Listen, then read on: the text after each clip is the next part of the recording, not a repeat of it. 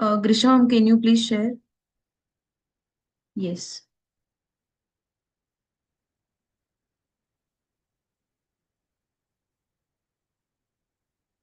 Good evening, everyone. I'm Dr. Heta Patel from IAP Digital Media team. I'll be host for the today's webinar, which is a part of virtual series. The resource person is Dr. Gopi, Contractor, and Dr. Priya Rangey, being organized by IAP Women's Cell, Kheda district. The Indian Association of Physiotherapists is the oldest and largest association representing physiotherapists in India since 1955. The IAP digital media team consists of a group of physios who handle Zoom platform, webinar live streaming, and IAP profiles on social media platforms Facebook, Instagram, Twitter, LinkedIn, YouTube. Follow the IAP profiles on this social media to receive the notification for our events such as webinars, workshops, CMEs, conferences, health camps, blood donation drive, and to know about recent updates on physiotherapy. Subscribe to IAP YouTube channel for notifications of our live webinars. In the playlist section of this channel, webinars are segregated into various folders on the topics like orthopedics, neurology, sports and fitness, pediatric, cardiopulmonary, women's health, research, cancer rehab for the easy access. The social media link will be shared in the chat shortly, and the question and answer session will be at the end of the session. For the day, the moderator is myself only. I am moderating for this day.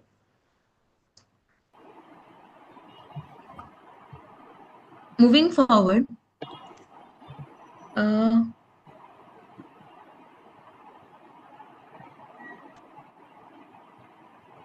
moving ahead in our research series, today's discussion focuses on very fundamental aspect of a research, that is sampling and data collection method.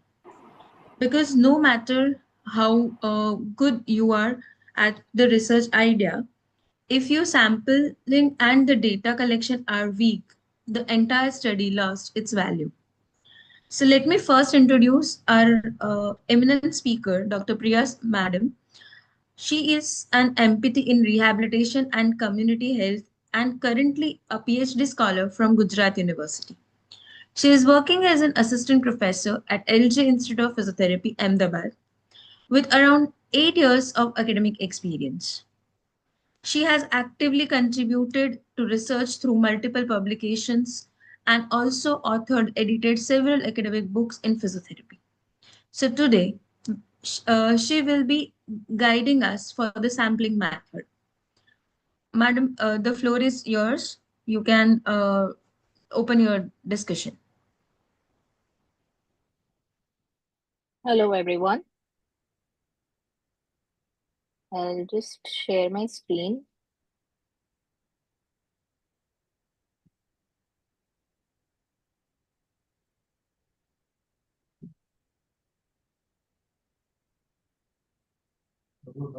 First, we'll be having sampling technique, and after that, we'll be having data collection. Uh, So, Heta ma'am, is the slide visible? no, ma'am. It is just one line. It's not? Okay. Kindly reshare. So for all the participants, once the sampling math like technique will be completed, we'll be having the question answer round, and after that we'll have the next session. Yes, ma'am. Full screen, please. Yes, ma'am. Yeah. Go Is ahead. it okay now? Yes. Yes, ma'am. Okay. So good evening, everyone. So today we'll be discussing regarding sampling methods. As ma'am has already introduced me, I will not be wasting any time giving my introduction. So when we are discussing about research, the process of research has a certain flow. There are certain steps which need to be followed. Like the first step is defining the research problem, the aims and objectives of the research that we are conducting. After we have defined the research problem and we have stated our aims and objectives, we review the existing literature that is related to the research problem. After review of the literature, we formulate our research question, we develop the research model, and then we move on to select the sampling technique. So, In the previous sessions that were conducted, we have already discussed how do we define the research problem, how we conduct literature review, etc. Today, we'll be moving forward with selection of the sampling technique. How do we select the sampling technique? And we'll also be discussing later on data collection methods, which will be discussed by Dr. Gopi. Now, the objectives of this particular session are to define what is sampling and what is population, to identify the various sampling techniques, to differentiate between the different sampling techniques, which are probability and non-probability sampling, and selecting appropriate sampling methods.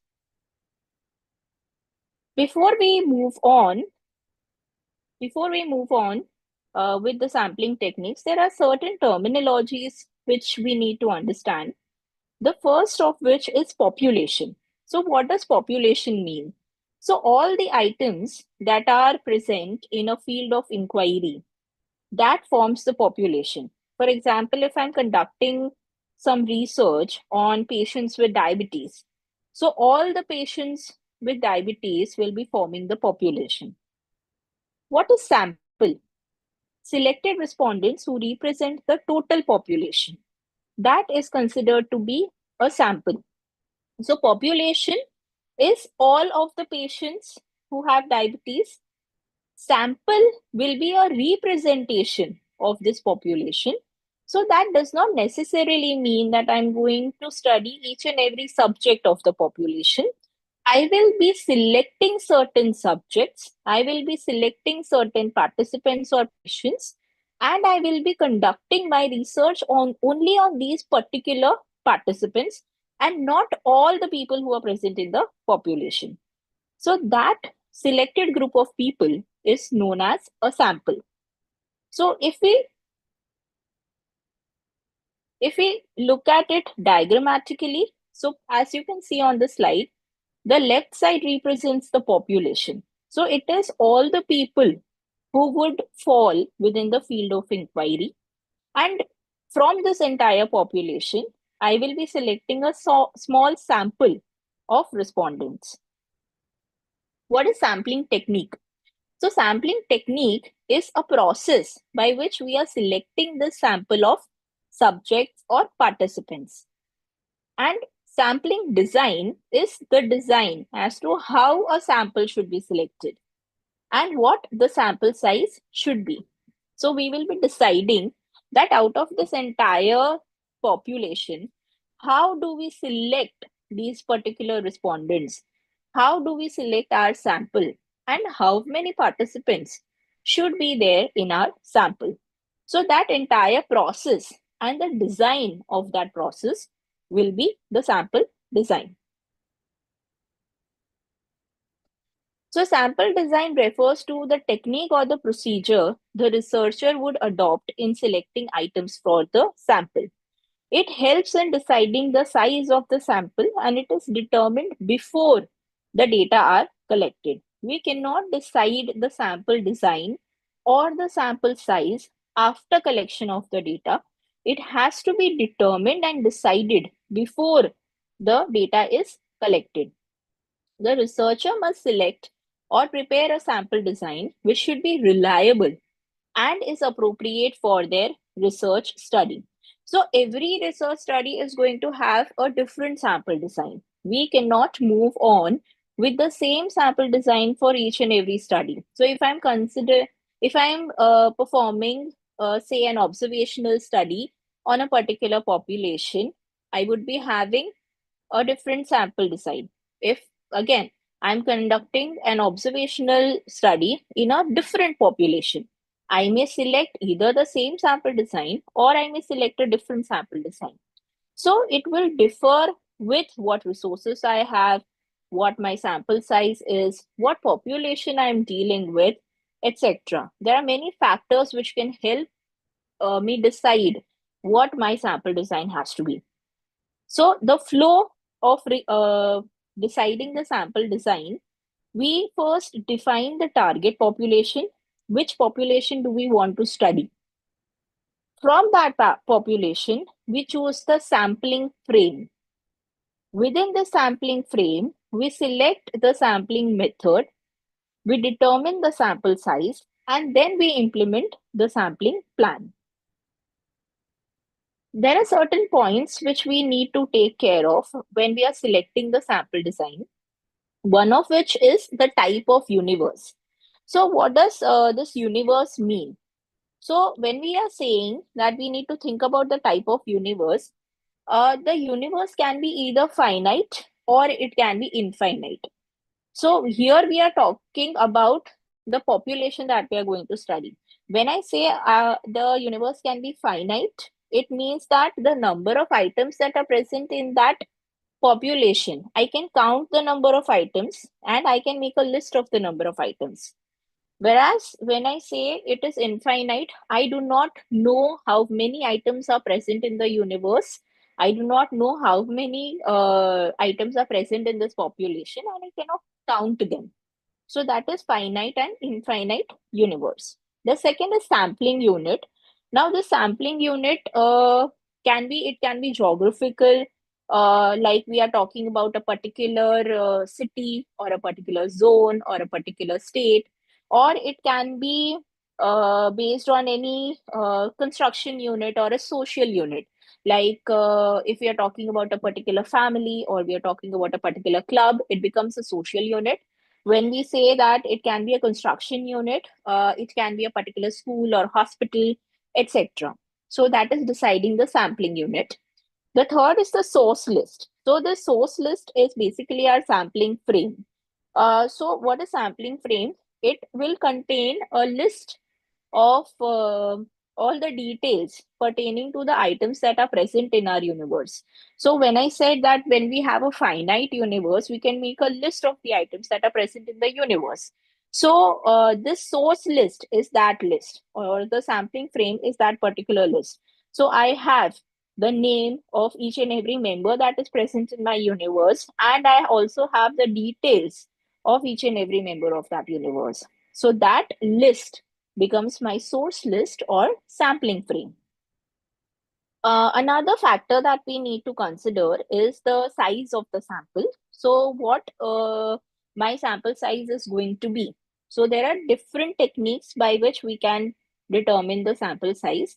If we start talking about sample size estimation, we will go on a different tangent, which is out of scope for this session. So, we'll not be discussing that at length today.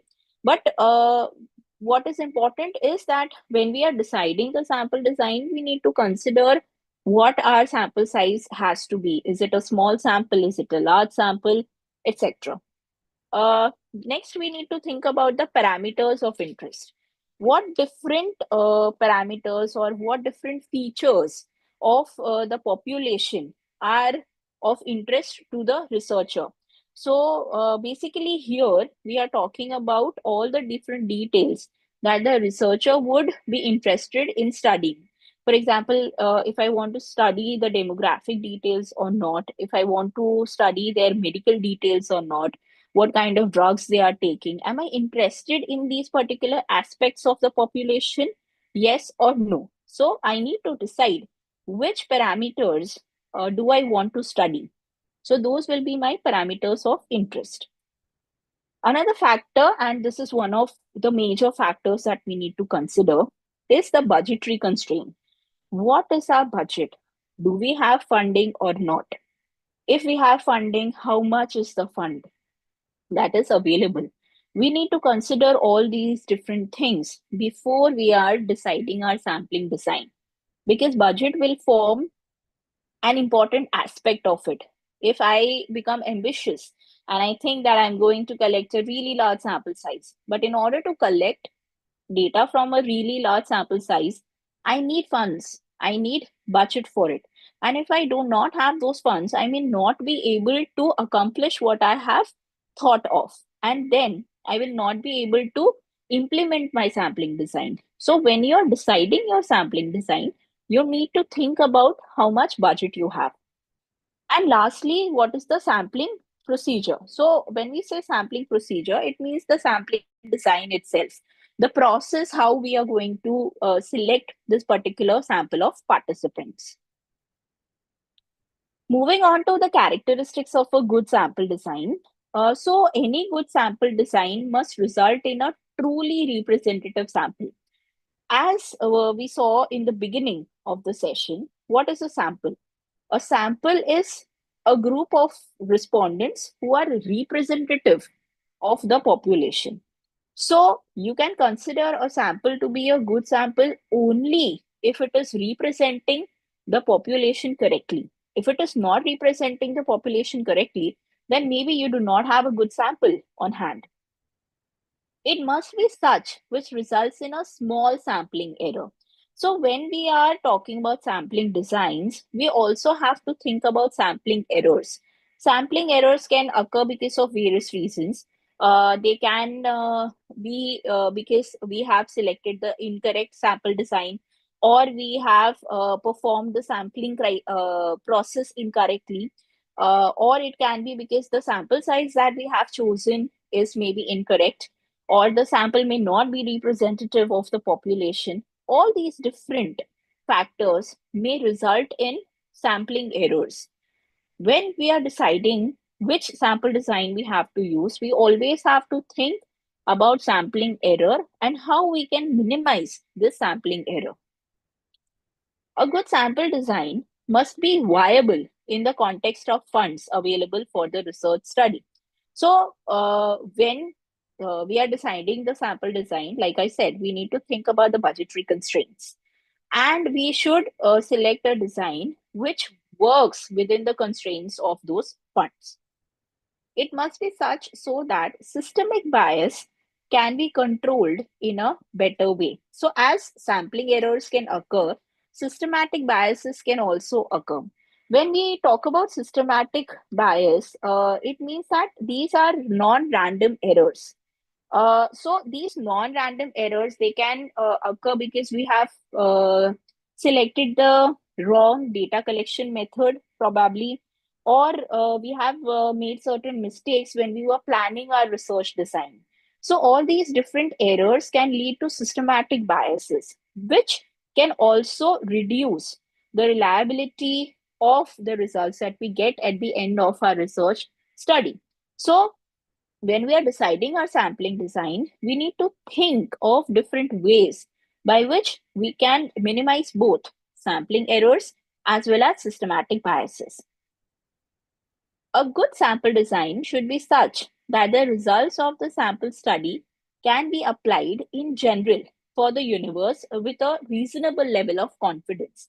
So, when you're deciding your sample design, you also need to think that whatever results you are getting from this particular sample, they should be applicable to the entire population at large. Your samples should not be so small, or it should not be so unrepresentative of the population that whatever you have done, those results cannot be applied to the population at large. So these are characteristics of a good sampling design. And whenever we are deciding the sampling design, we need to think of all these different characteristics. Moving on to what are the different types of sample designs. So when we talk about representation basis, there are two different types of sample designs. We have probability sampling design, and we have non-probability sampling design. Probability sampling is based on the concept of random selection. So we are selecting these different participants randomly from the population. So that is the basis of probability sampling. Whereas when we talk about non-probability sampling, it is non-random selection. So we are selecting participants from the population, but it is not at random. We have certain criteria based on which we have selected these different participants. Okay, so now we'll be discussing probability sampling and non-probability sampling at length. So there are four different types of probability samplings. We have simple random sampling, we have stratified random sampling, we have systematic random sampling, and we have cluster sampling. What is simple random sampling? This method is used when the whole population is accessible and the investigators have a list of all subjects in this target population. So, as we discussed earlier, I said that we should have a source list or a sampling frame. So, what was the source list or sampling frame? It was a list of all the different items that are present in the universe or all the different people that are present in the universe. If we have such a list, and we are randomly selecting people from this list, that is termed as simple random sampling. So as shown in the figure, you can see that we have certain people in the population. The left side represents the population, and from this particular population we are selecting people at random. There is no basis for selecting these different people. It is completely at random, and we are creating our sample from these different participants. So that is termed as simple random sampling. Now, this random selection that we are talking about, this random selection can be done either using the lottery method, or it can be done using computer generated random list. So when we say lottery method, what are we doing? We are preparing the list of we are preparing the sampling frame, and we are making say chits of all the different people who are present in the sampling frame, and we are randomly picking out certain number of chits. So say if I have a population of 100, I make 100 chits, and I have decided that I need to have a sample size of 15. So from this 100 chits, I will be randomly selecting 15 chits. So that so the group of those 15 people whose names come on these 15 chits, that becomes my sample. So that is the lottery method. Another method is the computer generated random list. So I put this sampling frame into a random number generator. There are softwares available online which can do this for you. And then the computer will prepare a list of whatever sample size I have put in. Say again, I put in a list of 100 people in any population, and I put in a sample size of 15. So the computer will generate a list of 15 random people for me who I can include in my sample. So that is using computer generated random list. So that is simple random sampling. Another probability sampling is stratified random sampling. So as in simple random sampling, what did we do? We had a certain population, and we randomly selected people from that population. With stratified random sampling, we are creating different strata of people from the entire population. And then we are drawing a random sample from each of these different strata. So that becomes stratified random sampling. So as you can see in the figure, so my population, say, it consists of, say, 100 people. Okay. So now I create, say, 10 strata of 10 persons each. So I have 10 different strata that are comprising of 10 people each. And now from all these different strata, I collect people, or I select people randomly from each strata. So that becomes stratified random sampling. Okay, so as you can see in the figure, we have an entire population. We create three different strata from it, and then from each stratum, we are selecting participants for our sample. So that becomes stratified random sampling. So difference between simple and stratified random sampling is, with simple random sampling, we are directly choosing people from the population, whereas with stratified random sampling, we are creating different strata of people and then selecting participants from each of these strata. Next is systematic random sampling or interval sampling. So with systematic random sampling, again, we have our sampling frame ready, and then we are creating a system that say we will be selecting every fourth participant. So if I have, say, a list of 20 people and I decide that I want five participants in my sample, so I'll be selecting every fourth individual. So the first name on the list, the second, the third name on the list, I'll not be selecting these people. The fourth name on the list, I will be adding that person to my sample. Again, fifth, sixth, seventh person, I'll not be including, I'll be including the eighth person. So in this manner, I have a system using which I am randomly selecting the people. So that is systematic random sampling. It is also called interval sampling because we are selecting these different participants using a fixed interval. So when I say that I'll be selecting every fourth participant, I have an interval of 4. Okay. So that is why it is also called interval sampling. And the fourth type of probability sampling is cluster sampling or multi-stage sampling. In cluster sampling, what we are doing, that we have our entire population. Okay, now cluster sampling is applied usually when we do not have a sampling frame. With the earlier types of sampling designs, the sampling frame was created.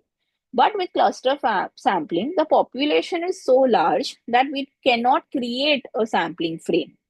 Okay, so what are we doing? We are dividing the entire population into clusters. Now, these clusters can be based on any geographical location also. So, we divide the entire population into different clusters. We make a list of all these clusters, okay, and we are not including all the clusters. We are randomly selecting some of the clusters, and then we are collecting data from different people that are present in these clusters. So it is also called multi-stage sampling. Why? Because we are performing sampling at two different stages.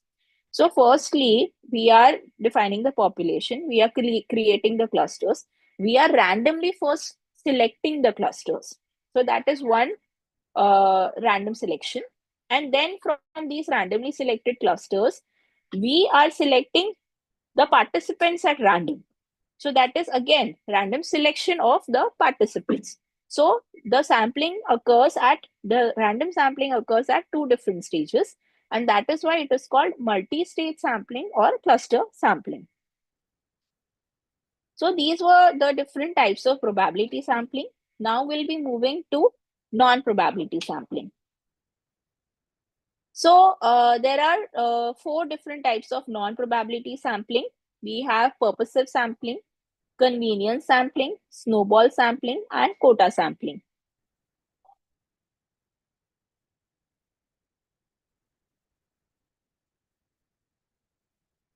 Okay, so purposive sampling is also known as deliberate sampling or judgmental sampling.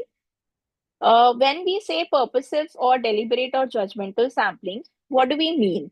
We mean that the individuals are chosen for inclusion in the sample based on their relevance to the research objective. So, when we earlier discussed the flow of the research process, I said that we have to first define the research problem. We have to decide what our aims and objectives are. So we have already decided our research objectives. Now, what we have to do is that we are choosing our sample based on our research objectives. We are not looking at the population as a whole. We are not considered about creating a sampling frame, but we are just looking at our research objectives. And based on those objectives, we are selecting the participants from the population. So this selection, this is not random.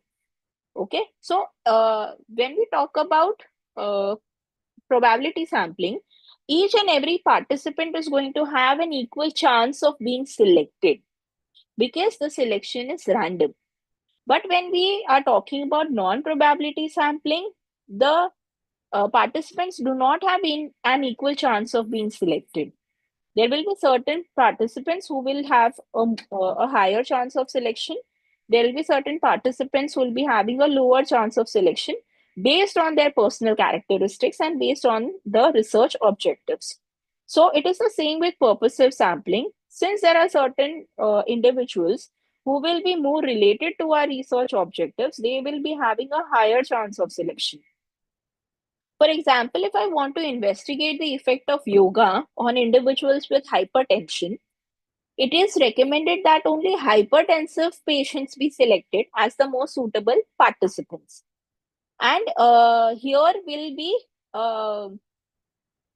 not including any other forms of heart disease. We'll be only including people who have hypertension. So people having hypertension will be having a higher chance or the only chance of being included in the study. So that is purposive sampling or judgmental or deliberate sampling.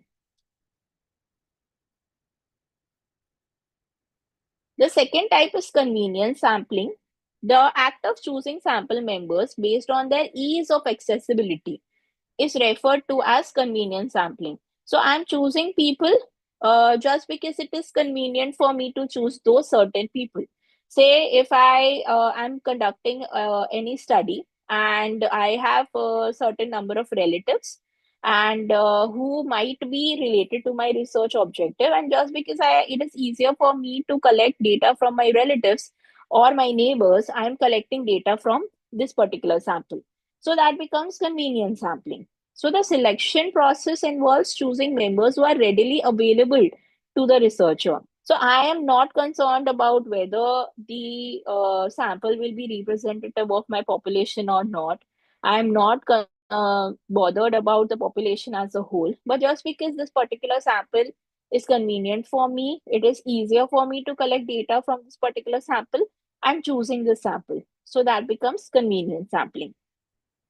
It utilizes the existing data without imposing any additional criteria, and it's a more prevalent practice in pilot testing because with pilot testing, we are more concerned with our convenience, and also the sample size is smaller compared to the sample size for the entire research study. So that is why most people select convenience sampling for pilot testing.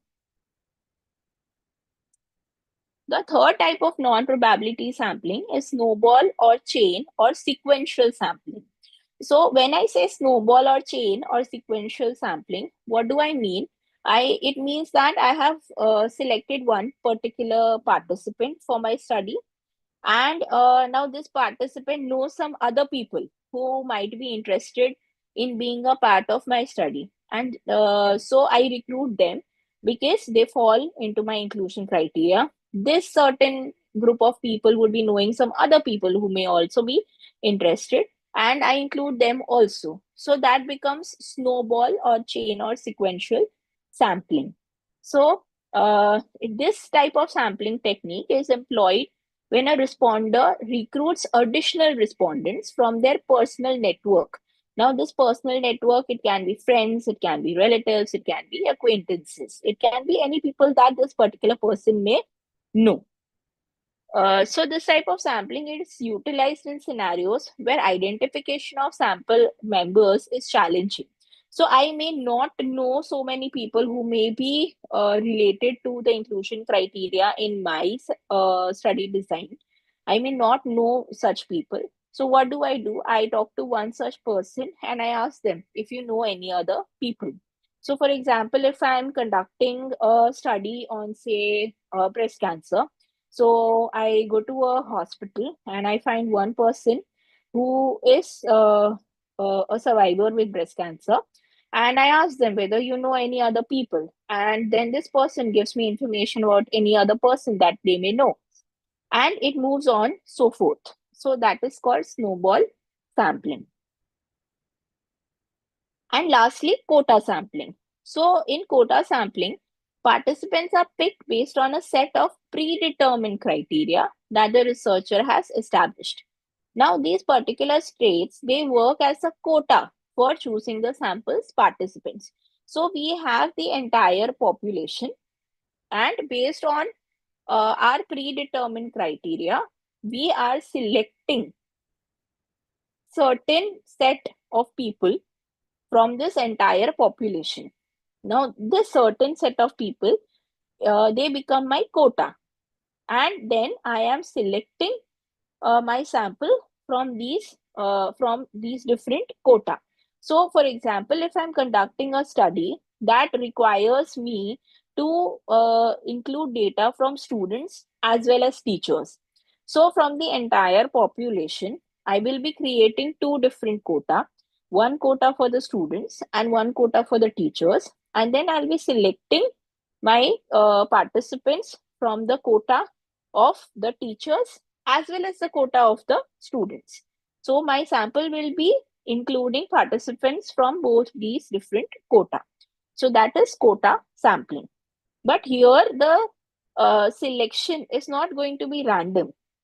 So that is the difference between cluster sampling and quota sampling. With cluster sampling, the clusters that are made that are random, there is random selection of clusters and there is random selection of the participants. With quota sampling, I have a certain predetermined criteria. The quota that I have created will be based on this predetermined criteria, and even the selection is not random. So that is quota sampling. So these are the different Excuse me, ma'am. sampling. Yes. Hello. Yeah. Ma'am, it is a nice explanation, and our participants are also appreciating the things, but we are running short of time because we have another Yeah. presentation as well. Yes, ma'am. So if I'm just you ending can, it. yeah, Yeah. yes, ma'am. Thank you. Yeah. So if there are any queries, you can either put them in the chat box or you can mail them. I have just put down my email address, or we can discuss them at the end of the session. Thank you. Yes, ma'am. After second session, we'll discuss. We'll surely discuss. Yeah. Okay. Thank you. It's wrap up, right? Completed. Yes. Yeah. Okay, ma'am. Thank you so much, ma'am. So moving forward with our second session, let me introduce our next speaker, Dr. Gopi Contractor. She holds an MPT in rehabilitation and is currently PhD scholar from Gujarat University. With the significant academic and clinical experience, she is serving as a senior lecturer at Ahmedabad Institute of Medical Sciences and has contributed extensively to research with multiple publication and presentation. Today, she is will be taking us through the data collection method. So, ma'am, floor is yours. Thank you, ma'am. Am I audible? Yes, ma'am, you're audible. Okay. So first, let me share my screen.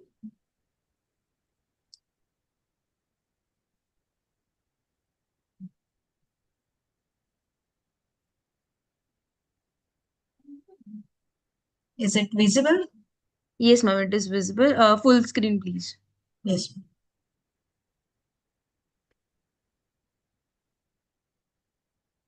Is it okay? Yes, Heta, ma'am. ma'am? Yes, ma'am. Yeah, it is fine. So good evening, all. As Heta ma'am has introduced very nicely. First of all, I want to thank IAP Research Committee and IAPWC Kheda District, Dr. Heta ma'am, Dr. Grishma ma'am, for giving me this opportunity. So the virtual research series is going on, right? And I think you all must be aware about the actual research process now, right? So I'll give you a brief idea about the whole process first. So it's a systematic journey that begins with identifying a research problem and end with the meaningful conclusion, which will improve our clinical practice, right? So in the previous sessions, all of our expert faculties have explained very well about all the different the layout, the process of the actual research.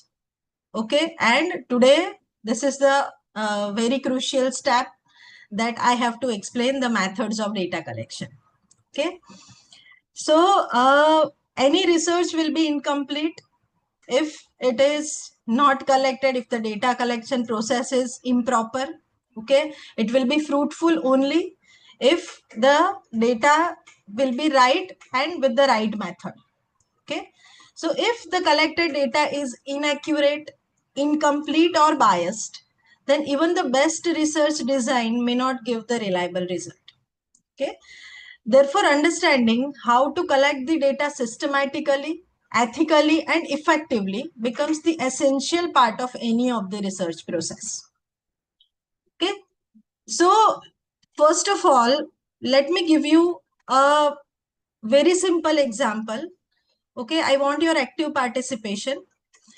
If you want to buy a new phone, it can be Android phone, it can be the iPhone. Okay, so whatever.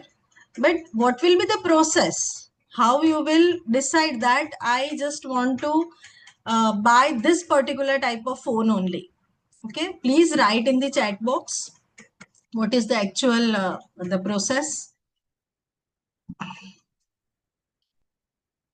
Yes, internet search, comparisons.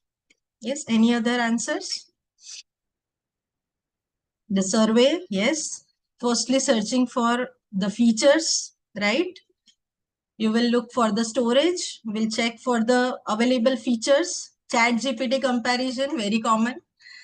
I'll collect the information from Google. The comparisons will be done, watching for new models and companies. I'll check about the features. I'll ask to other people's, very good. Expert guidance, very nice. Then reviews, Google reviews, very good. So this is a very simple process.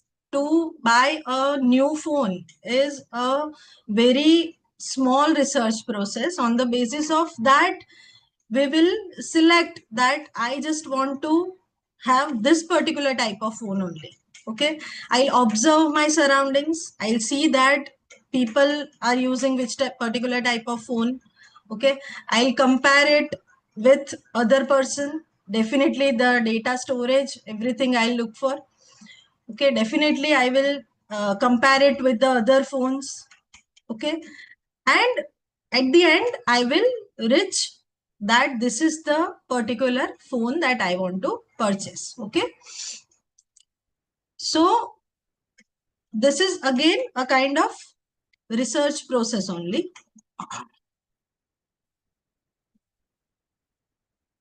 Is there any change? Okay, okay. So this is the learning objectives. I'll explain you about the importance of data collection. Okay, what do you mean by primary versus secondary data? What are the different methods of data collection? And which are the different selection factors on the basis of what I will select that this particular type of method that I want to select for my research study. Okay. So before starting with the actual method, I will explain you about the data collection. What is exactly the data collection is. It is the process of gathering information from relevant sources to answer the research problem, to test the hypothesis and evaluate the research. Okay, say for example, if I am evaluating the patient who is having knee pain and the cause for development of knee pain is osteoarthritis of knee, and the research problem, on the basis of research problem, I'll identify the research question or I'll form the research question, and the research question can be in a way whether the physiotherapy treatment improves the amount of, or there'll be improvement or there'll be reduction in the pain in the patient who is having osteoarthritis of knee or not. Okay, and accordingly I'll test for the hypothesis that whether the physiotherapy treatment is effective, there is significant reduction in the pain because of the providing physiotherapy treatment. Okay, or there is no significant difference, and accordingly I'll be able to reach till the result. Okay, so no research can proceed without sufficient useful and relevant data.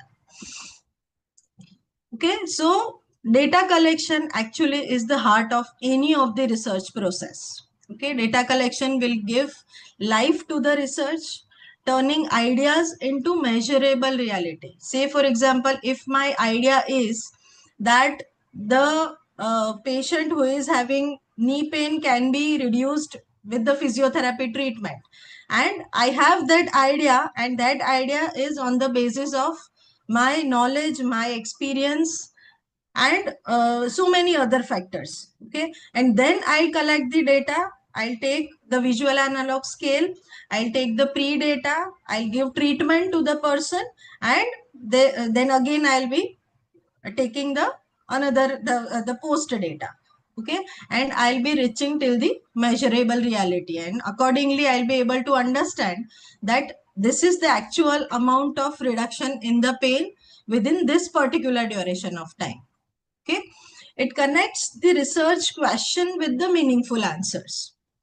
Okay, the data collection transforms theory into evidence-based conclusion.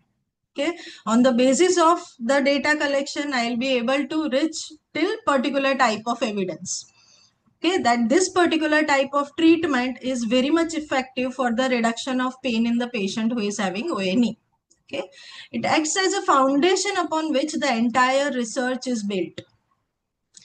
So without data collection, research remains incomplete and directionless. A very important statement. So basically the data can be of two types, the primary type of data and secondary type of data. We will discuss both of them in detail. The tools includes interviews, questionnaires, the observations, and the reliability and accuracy are essential part. Okay, it is very much important to take the reliable data, and then you will be able to reach till the accurate result. So basically there are two types of data, the primary data and secondary data. Primary data will be collected fresh and for the first time by the researcher only. Okay, it can be collected by field observations, surveys, questionnaire, experiments. Okay, again, say for example, if I am treating the patient who is having restriction of range of motion because of the frozen shoulder. Okay, and I being a researcher, I am calculating or I am measuring the actual range of motion before giving any kind of treatment. Okay, so the data which is collected by me being a researcher will be the primary data. Okay, and the secondary data will be the data that has already been collected or published by someone. It is less expensive, less time consuming, but they are not that much of accurate. Okay, the sources are books, journals, online databases, etc. Okay, so we being a researcher, we are not collecting the data, we are accepting the findings which is already declared online or in the books or in the journals. We are accepting that and we are reaching till the conclusion. Okay, so there is a basic difference between primary data and secondary data, and in both this type of data it has different types of data collection methods. So there are different methods for primary data collection. So primary data collection methods are broadly classified into two categories, the observational method and survey method. Okay, each method is suited for different types of research context depending on the nature of the data that we require. Okay, basically it is divided into observational method and the survey method. So observation method can be collected, we can collect the data by directly watching or recording the behavioral pattern of the individual. Okay, in the observation method, there are subtypes, the natural method, the contrived method, direct method, and mechanical observation. Okay, in the survey method also there are different subtypes, the schedule method, interview method, sociometric method, and questionnaire method. Okay, all these different types of methods has their own advantages and disadvantages, right? So what all things will be there in the observational method? So the data is collected by recording the behavioral pattern of the people, object and occurrence without communicating or questioning the respondents. There is no communication between the researcher and the respondent. Okay, solely we just have to observe whatever is going on. Okay, so in the observational method, these four are the different types.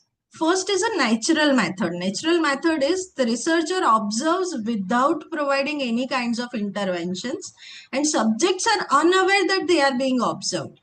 See, for example, if we have the patient who is having stroke. The chronic stroke patient is coming to the physiotherapy department, and without explaining anything to the patient, we will just observe that gait pattern.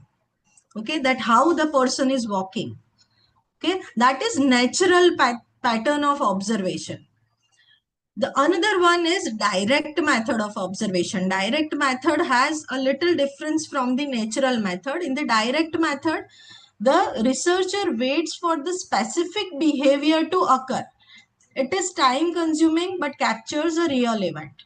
Okay, direct observation is like, say for example, the patient who is having stroke is performing physiotherapy treatment in the physiotherapy department. Okay, and we just want to see that what is the type of the synergy pattern of the person. Okay, how the patient is moving, how the patient is transiting from one place to another place. Okay, how the patient is performing stair climbing and descending activities. Okay, how the person is performing sit to stand activities. Right, the person is aware that something is going on, the observer are observing, but what kind of observation is going on, that they doesn't know. Okay, then another one is contrived observational method. It is again a simulated research situation or setting is created, and subject know they are participating, but what is going on, what is to be observed, that they doesn't know. See, for example, in the contrived observation, the set of situations will be provided by the physiotherapist. Say, for example, the physiotherapist will ask the patient who is having chronic hemiplegia to climb a single step, to climb a single stair, okay, to perform sit to stand activity 3 times, and to ask the person to move from here to the end of the rehabilitation center. Okay, and during that time, the physiotherapist will observe whatever things, how the person is performing this particular task. Okay, so it is not natural, it is even not direct, it is just a artificial situation is created by the therapist, or the setting is created and the therapist is observe whatever is going on. Okay, and the fourth one is mechanical observation method, which is very well known nowadays. The therapist uses devices to record whatever is going on, the cameras, the audiometers. Okay, accordingly, we will see the process, the thing which is going on afterwards, and accordingly, we will give our findings. Right? Then again, the structured or unstructured observations are there. Okay, the structured observation and unstructured observation. In the structured observation, the researcher knows exactly what to observe. Okay, the therapist or the researcher will have a set of checklist. Okay, the therapist will ask the person to perform sit to stand activities. Okay, the person who is again with the same example, the stroke patient. Okay, and that person will be asked to perform sit to stand activity. The therapist will have a list, the checklist. In that checklist, there'll be different types of questions, like whether the person is putting both the legs over the floor appropriately or not, yes or no. Okay, whether the person is leaning forward to transit from sit to stand, yes or no. Okay, during even the standing position, what was the balance of the person was good, yes or no. Okay, what is the amount of knee stability, whether it was appropriate or not, yes or no. Okay, so there'll be same kind of checklist and same kind of questions should be given to the person, and there'll be 5 different patients, and same type of checklist and same types of questions should be asked to each and every person. Okay, and unstructured observation is totally different. Okay, in it is used in the exploratory research. Okay, where the very less amount of data is available, the researcher observe all the potentially relevant factors. It is definitely time consuming but highly exploratory. Okay, here there is no checklist. The therapist only will observe whatever is going on while performing different types of activities. Okay, then another one is survey method. Okay, the survey involves questioning the individual on a topic and describing their responses. It is faster and cheaper method than observation, but subject to the respondent bias. Okay, they can be respondent bias. Okay, why? Because the therapist or the researcher will ask different types of question to the person. Okay, and the person may not like to answer it appropriately. Okay, why it happens? Because they may not want to give the correct answer. Okay, sometimes they feel uncomfortable to answer a truth. Okay, sometimes they may misunderstand the question. Okay, that can also happen. They will try to impress the researcher sometimes. Okay, so you may not got the appropriate response. Okay, so here also there are 4 different types: the interview method, questionnaire method, sociometric method, and schedule method. Okay, so in the interview method, it is used for in-depth study of the research problem, exploring the attitude, motivations, and opinions, and it uncovers the inaccessible through the questionnaire alone. Okay, even the interview can be structured or unstructured. There'll be preset questions, same for all, easy to replicate.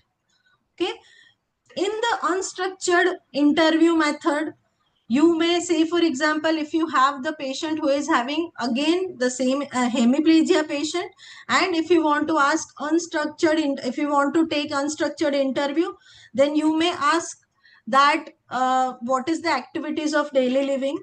Okay, which type of activities are difficult for you to perform. Okay, so the answer can be any.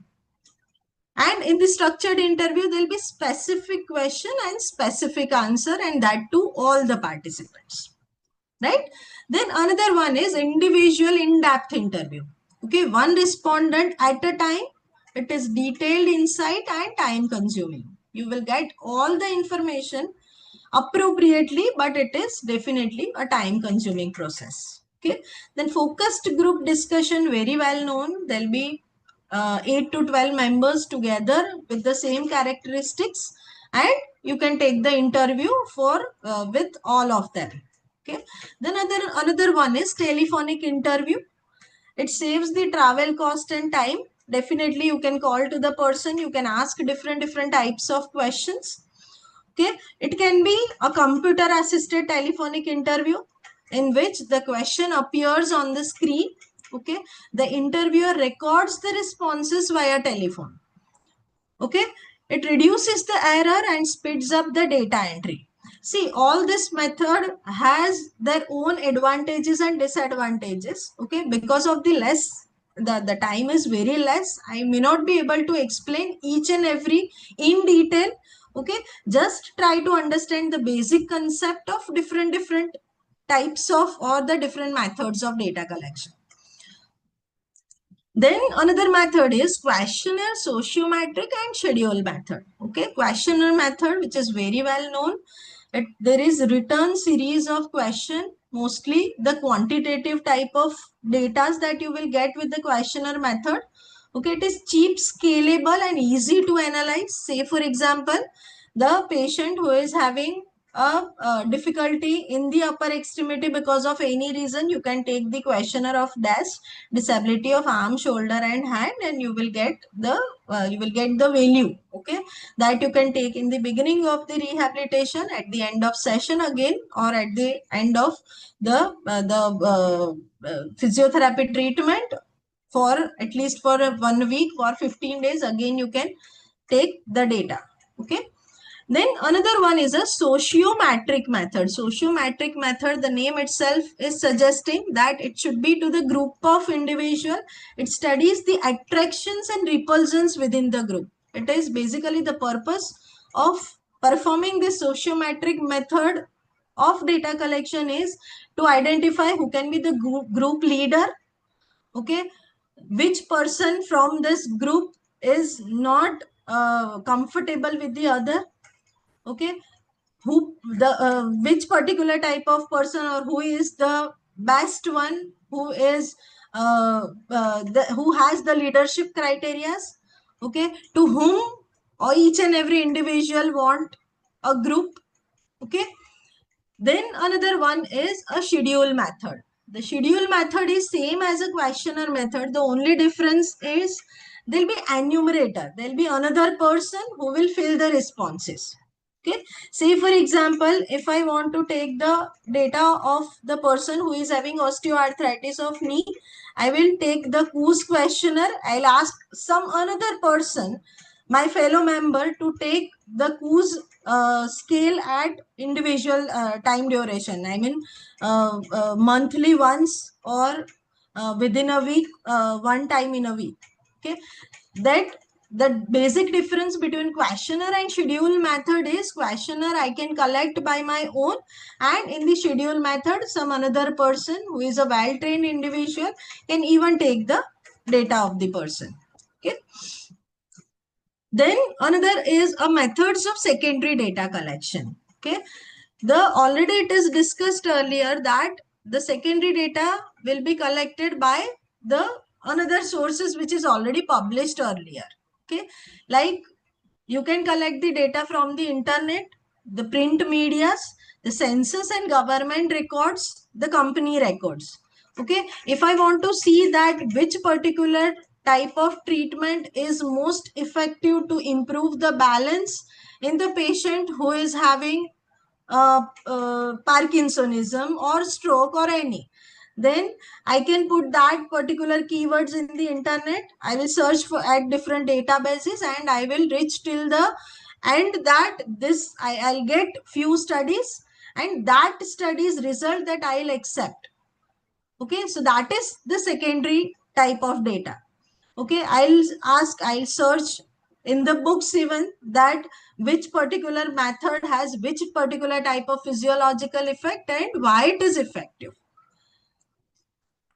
Then another one is indirect observation. The researcher observes the past behavior of the person through recordings.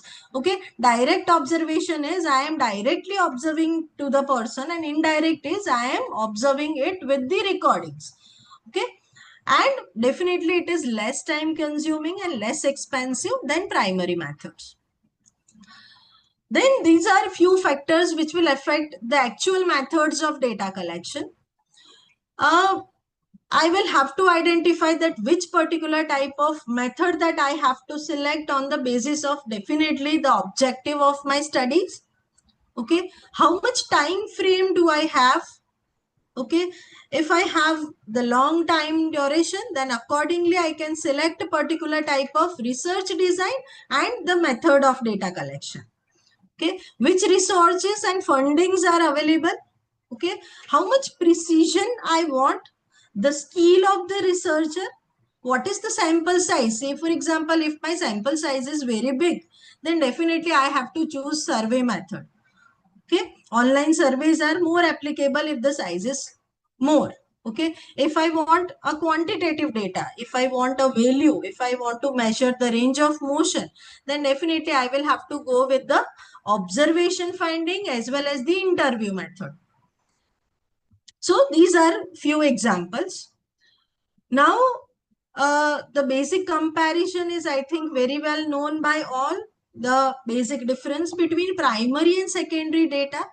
The key takeaway message is the choice between primary and secondary data depends on the objective, definitely, the availability of the resources and required accuracy.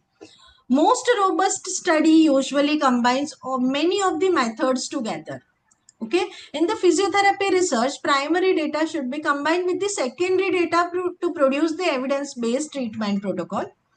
I have a research scenario that I want to explain. Before that, let us discuss about the challenges of data collection process, the location, the timing, the literacy and language of the questions, the exhaustion of the research team even matter, the actual method of data collection or the challenges of the data collection process. Okay, this is the research scenario. A physiotherapist at a rehabilitation center investigates the recovery outcomes of the post-stroke patients undergoing a 12-week neurological physiotherapy program. The study uses multiple data collection methods to ensure comprehensive and accurate finding. This is a simple scenario. Okay. Here in this particular case, I can use observation method. Okay, I can directly observe patient's gait, balance, motor coordination. Okay, I can even use mechanical observation. I can use interview method. I can definitely use structured interview method. If I want qualitative data, then definitely I can use unstructured interviews. Okay. Then I can even use schedule method. Some of the enumerator will visit the patient weekly to fill up the Fugl-Meyer assessment and Barthel index scale. Okay, the questionnaire method even can be used. Patient self complete the stroke impact scale. Okay, self-administered questionnaire that I can use.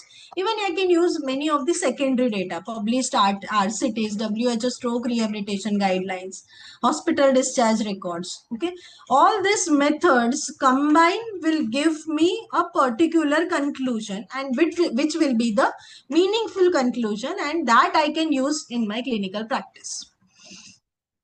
So the data collection process at a glance will be, first is to set the goal, to choose appropriate method to collect the data and review the result. Okay. So at last, I would like to add, the good research begins with the right question, but meaningful research ends with the right data. The data collection transforms ideas into evidence and observations into knowledge. Choosing the right data collection method is a first step towards valid research finding. Definitely, the accurate data collection leads to reliable result and better clinical decision. The data collection is not just a step in research, it is a bridge between theory and practice, a very important statement. And thoughtful data collection today leads to evidence-based practice tomorrow. Okay. So remember, the research does not end with collecting the data. It actually begins with collecting the right data through right method. So let's stay connected for learning beyond this lecture. This is my WhatsApp and email now.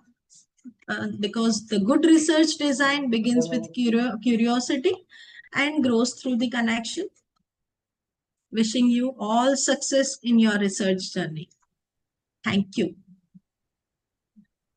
Thank you, Gopi ma'am, for such a clear and insightful session. So I just would like to quote here: a good data doesn't guarantee a good research, but poor data guarantees a poor research, right? So it will be it is being explained by our two eminent speaker, Dr. Priya ma'am and Dr. Gopi ma'am. Now I would like to request for a question answer session. So you both of the eminent speaker have not only explained the concept, but also highlighted the how the steps directly influence the strength and the credibility of any research work. So if you have any such queries, you can write in the chat box. And about the sampling and the data collection, it is a good time to discuss. Still, we have 5 more minutes to discuss. So if you have, then you can write. Mrunali has written that for Gopi madam, can the structure observation be on the things we want outcome as, or in general, detail are necessary for bias in structured data collection? So it is specifically towards the structured data collection. Yes, structured data collection. Structured observation is a kind of observation where there'll be set of the observation which is written and there'll be a checklist. Okay, so it should be on the things, definitely whatever you want to collect, whatever kind of data that you want to collect. If you want to look for the balance examination to the of particular type of person, then definitely you can prepare a list of observational checklist and accordingly you can answer. Okay, so you can prepare your own structured data collection checklist, definitely. Okay, it will be Yes, your ma'am. own. It is different from the questionnaire. Questionnaire is a valid and reliable method. The reliability of the questionnaire is already proved. Okay, but here you can prepare your own structured observational checklist by your own. Okay, but the main criteria is it should be same for all the individual that you are observing. Okay, Yes, it ma'am. should be the participants also should have a similar characteristics. The population should be same. Okay, And another question from Nandini. How do we ensure accuracy during the data collection? the accurate data collection will be according to the research objective. Okay, there should not be any kind of the bias during data collection. The blinding even should be there. The ethical consideration should be there. Okay, the tool which you are using should be very much reliable and valid tool.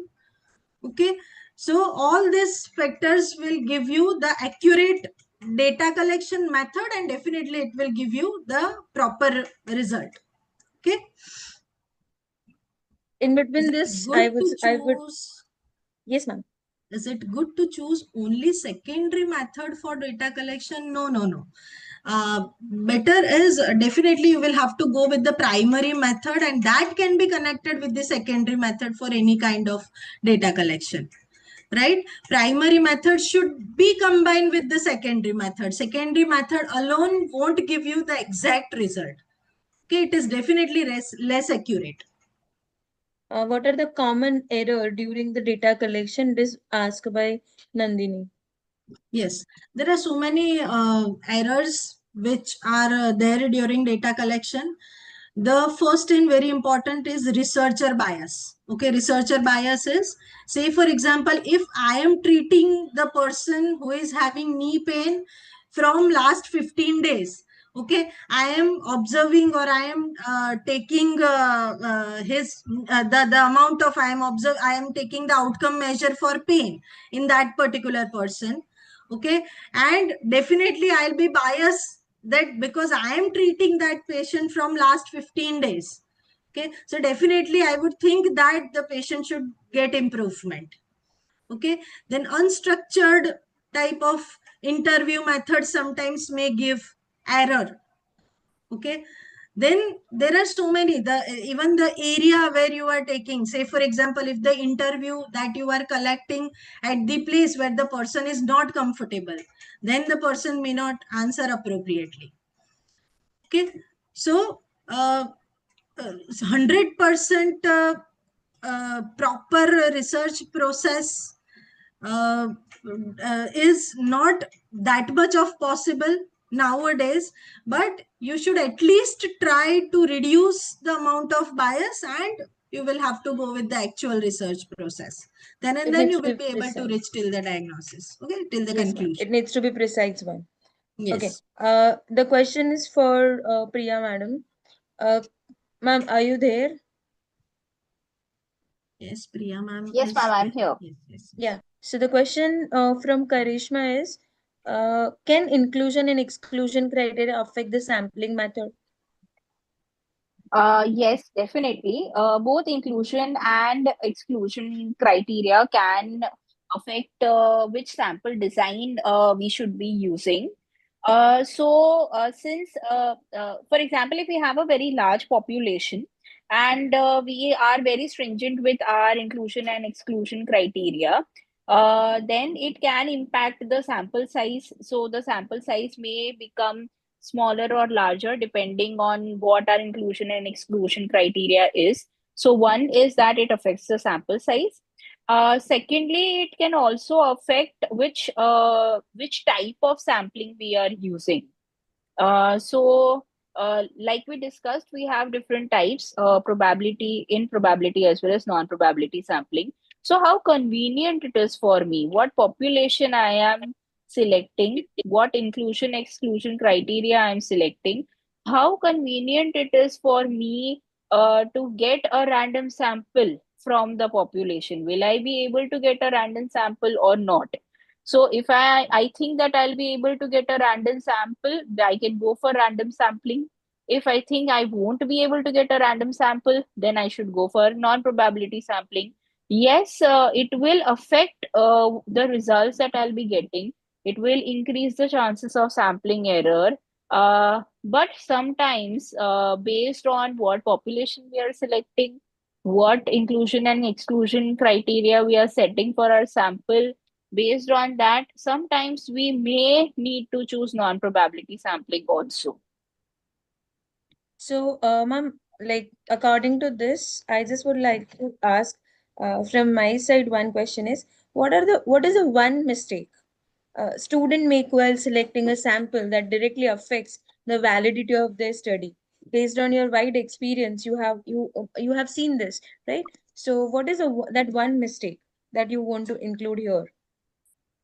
Ma'am, according to me, the biggest mistake that students make is firstly sample size estimation.